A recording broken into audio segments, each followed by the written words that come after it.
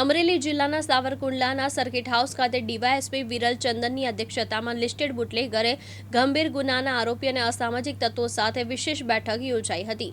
આ બેઠકમાં Savarkundla town, Savarkundla rural, Vanda અને લીલિયા પોલીસ મથકના પોલીસ ચોપડે નોંધાયેલા શખ્સોને ઉપસ્થિત રાખવામાં આવ્યા હતા।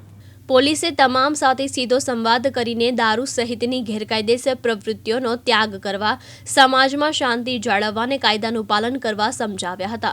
સાથે જ ગુનાખોરીમાં ફરી સંડોવાશે તો કડક કાયદેસરની કાર્યવાહી કરવામાં આવશે તેવી સ્પષ્ટ ચેતવણી પણ કરવામાં આવી હતી। આ બેઠકમાં સાવરકુંડલા ટાઉનના 98, સાવરકુંડલા રૂરલના 58, વંડાના 10 અને લીલિયાના 11 મળી કુલ 177 નોંધાયેલા શખ્સો સાથે ચર્ચા કરવામાં આવી હતી।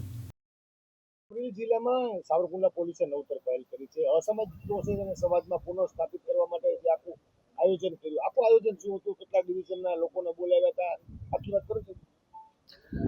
આજરોજ રવિવારના દિવસે અમરેલી જિલ્લાના સાવરકુંડલા ડિવિઝનના 4 police station, Savarkundla town, Savarkundla rural, Vanda અને લીલિયા એ ચારેય પોલીસ સ્ટેશનના ભૂતકાળના ગુના કરી ચૂકેલા હિસ્ટ્રી શીટર, પ્રોહિબિશન બુટલેગર્સ, અસામાજિક તત્વો, ગુજસી ટોકના આરોપીઓ આ તમામની કે જેમના શરીર સંબંધી અને મિલકત સંબંધી ભૂતકાળના ગુનાઓ છે એમની હાજરી પરેડ અત્રે સાવરકુંડલા ટાઉનમાં રાખવામાં આવેલી હતી।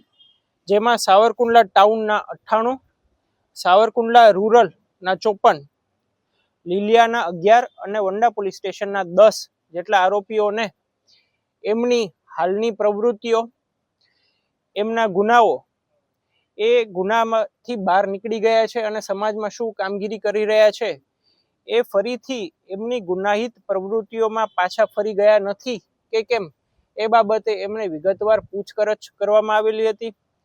વધુમાં આગામી સમયમાં જે પણ ધાર્મિક સામાજિક તહેવારો છે એ સંબંધે તેઓ કોઈ પણ પ્રકારની ગુનાહિત પ્રવૃત્તિમાં જોડાય નહીં અને કાયદામાં જ રહી અને સમાજમાં પોતાનું જીવન જીવે એ માટે એમને સમજ અને સૂચનો આપવામાં આવેલા છે। જિગ્નેશ ગળથિયા, દિવ્યાંગ ન્યૂઝ, અમરેલી।